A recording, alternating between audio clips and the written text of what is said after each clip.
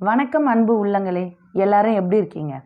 இன்னைக்கு நான் உங்களுக்கு என்ன கதை கொண்டு வந்திருக்கேன்னா, ஒருவருக்கு துளசியால ஏற்படும் நன்மையை விளக்கும் ஒரு குட்டி கதையை தான் சொல்லப் போறேன். இது ஒரு சின்ன கதை தான். ஆனா கொஞ்சம் வித்தியாசமா இருந்ததால உங்களுக்கு சொல்லலான்னு தோணுச்சு. கதையை முழுசா கேளுங்க. உங்களுக்கு பிடிக்கும்னு நம்புறேன். நம்ம சேனல்ல இதே போல நல்ல கருத்துடைய கதைகளும் இருக்கு. கண்டிப்பா போயிட்டு பாருங்க. இப்போ நாம கதைக்குள்ள போகலாம். அனைவருக்கும் வணக்கம். நான் உங்கள் கலை. இன்று துளசி என்ற சிறுகதையை கேட்போம் வாருங்கள்.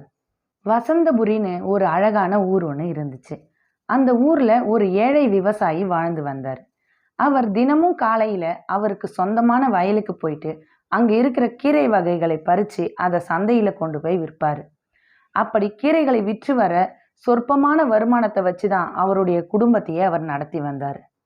அப்படி அவர் தினமும் காலையில கீரைகளை பறிக்க வயலுக்கு போகிற வழியில முனிவர் ஒருவர் ஒரு பெருமாள் விக்கிரகத்தை வைத்து துளசி இலையால் பூஜைகள் செய்யறத பார்த்துக்கிட்டே போவாரு. ஒரு நாள் அதே போல முனிவர் பெருமாளுக்கு துளசியை வச்சு பூஜை செய்யறத பார்த்துக்கிட்டே வயலுக்கு போனாரு அந்த விவசாயி. அப்போ அவருடைய வயல்ல கீரைகளை பறிக்கும் போது அங்க கொஞ்சம் துளசி செடிகள் வளர்ந்து இருக்கிறத பார்த்தாரு. உடனே அவருக்கு தினமும் அந்த முனிவர் பெருமாளுக்கு பூஜை செய்யற துளசி இலை தான் ஞாபகத்துக்கு வந்தது.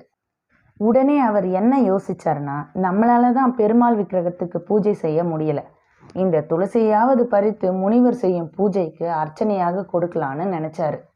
துளசி இலைகளை பறிச்சு கீரை கட்டுகளோட ஒன்றாக போட்டு தலையில வச்சுக்கிட்டு முனிவருடைய குடிசையை நோக்கி நடந்து போனார். ஆனால் அவர் பறித்து போட்ட கீரை கட்டில் ஒரு சிறிய கருநாகம் இருந்ததை அவர் கவனிக்கல. கூடையில பாம்பு இருக்கிறத கவனிக்காத அந்த விவசாயி முனிவருடைய வீட்டை வந்து அடைஞ்சாரு. முனிவர் விவசாயியை பார்த்து வந்த காரணத்தை கேட்டாரு. அந்த விவசாயி என்ன சொன்னாருன்னா, அவர் தினமும் இந்த பக்கம் கீரை பறிக்க போகிறதையும் முனிவர் பெருமாளுக்கு துளசி பூஜை செய்யறத நான் பார்க்கறதாகவும், அதனாலதான் அர்ச்சனைக்கு என்னால முடிஞ்ச துளசிய உங்களிடம் தரலான்னு இங்க கொண்டு வந்ததாகவும் முனிவரை பார்த்து சொன்னாரு. அப்போ விவசாயியின் பின்னாடி அருவமா யாரோ நிக்கிறத முனிவர் பார்த்தாரு. அவருடைய கண்களை மூடி ஞான திருஷ்டியில அது யாருன்னு தெரிஞ்சுக்க முயற்சி செஞ்சாரு. அந்த ஏழையின் பின்னாடி நிழல் போல நிற்பது கிரகங்களில் நாகத்தின் அம்சமான ராகு பகவான்னு தெரிஞ்சுக்கிட்டாரு அந்த முனிவர். உடனே முனிவர் அந்த விவசாயியை பார்த்து என்ன சொன்னாருன்னா, உன் தலையில இருக்கிற கீரை கட்டுகளை அப்படியே வச்சிட்டு ஒரு 5 நிமிடம் அதை கீழே இறக்க வேண்டாம், இதோ வந்துடுறேன்னு சொல்லி வீட்டின் பின்புறம் சென்று ராகு பகவானின் மந்திரத்தை உச்சரித்து ஏழையின் பின்னாடி நின்றுட்டு இருந்த ராகு பகவானை அழைத்தாரு. அந்த ஏழையின் பின்னாடி நின்றிருந்த ராகு பகவானும் முனிவரின் முன் தோன்றினாரு. ராகு பகவான் முனிவரிடத்தில் என்னை ஏன் அழைத்தீர்கள்னு கேட்டாரு. அதுக்கு முனிவர் ராகுவை வணங்கி எதற்காக இந்த ஏழையை பின்தொடர்ந்து வருகிறீர்கள்னு கேட்டார். அதை நான் தெரிஞ்சுக்கலாமான்னு கேட்டார். அதுக்கு ராகு பகவான் என்ன சொன்னாருன்னா, இந்த ஏழையை இன்னைக்கு நான் ஒரு கருநாகமாக உருவெடுத்து தீண்ட வேண்டும் என்பதுதான் இவனுக்கு எழுதப்பட்ட கிரக விதின்னு சொன்னாரு.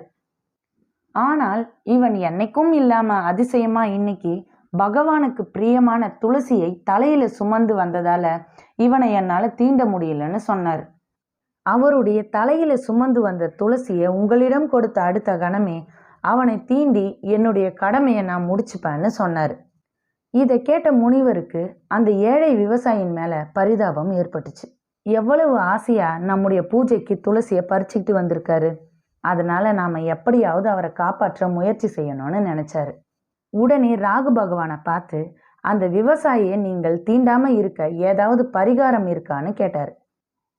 ராகு பகவான் என்ன சொன்னாருன்னா, இத்தனை காலமா நீங்க பூஜை செய்த புண்ணியத்தின் பலனை அந்த ஏழைக்கு கொடுத்தா அவருடைய சர்பதோஷம் நீங்கும்னு சொன்னாரு. அப்படி செஞ்சா நான் அவரை தீண்டாமல் இங்க இருந்து போயிடுவேன்னு சொன்னாரு.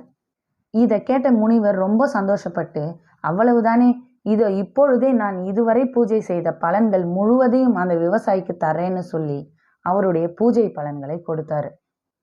இதை பார்த்த ராகு பகவான் முனிவரின் தர்ம குணத்தை எண்ணி சந்தோஷப்பட்டு அங்கிருந்து மறைந்து போனாரு. உடனே கீரைக்கட்டில் இருந்த கருநாகமும் மறைந்து போனது. முனிவர் அந்த விவசாயியிடம் வந்தார். அவர் கொண்டு வந்த துளசியை பெற்று பெருமாள் விக்கிரகத்துக்கு பூஜை செய்தார். இனி நீ தினமும் என் பூஜைக்கு துளசி பறிச்சு வரணும், சரியான்னு கேட்டாரு. அந்த விவசாயிக்கு ரொம்ப சந்தோஷம். நம்மால பெருமாளுக்கு தினமும் பூஜை செய்ய முடியலனாலும் முனிவரின் மூலம் இப்படி ஒரு பாக்கியம் கிடைச்சிருக்கேன்னு நினைச்சு சந்தோஷப்பட்டுக்கிட்டே அவருடைய குடிசையை நோக்கி போனார்.